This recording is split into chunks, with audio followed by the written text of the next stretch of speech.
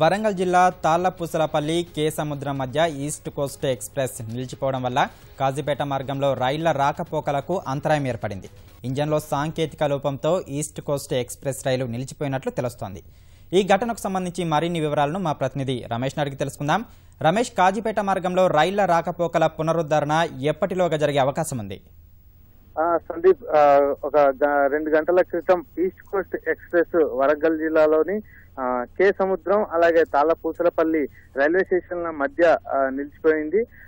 మధ్యలో ఎటు కాకుండా నిలిచిపోవడం వల్ల సాంకేతిక కారణాలతోని ముందుకు కదిలేని పరిస్థితిలో ఈస్ట్ కోస్ట్ ఎక్స్ప్రెస్ నిలిచిపోవడం వల్ల గంటన్నర సేపు ఇటు రాకపోకలకు తీవ్ర అంతరాయం ఏర్పడింది. దీంతో పాటు దాంట్లో ప్రయాణిస్తున్న ప్రయాణికులు కూడా తీవ్ర ఇబ్బందులు గురయ్యారు. అయితే ఈస్ట్ కోస్ట్ ఎక్స్ప్రెస్ మధ్యలో నిలిచిపోవడంతో ఇటు రైల్వే అధికారులు కూడా వెంబటే అప్రమత్తమై ప్రయాణికుల ఇబ్బందుల్ని దృష్టిలో పెట్టుకుని డోర్నకల్ ప్రాంతం నుంచి మరో ఇంజన్ ని తీసుకువచ్చి అక్కడ పునరుద్ధరణ చర్యలు కూడా చేపడుతున్నట్టు సమాచారం అందింది.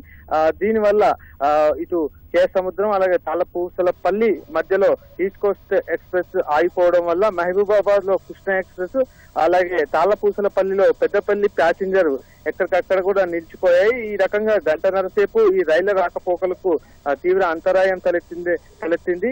దీనివల్ల ప్రయాణికులు కూడా తీవ్ర ఇబ్బందులు ఎదుర్కొన్నారు.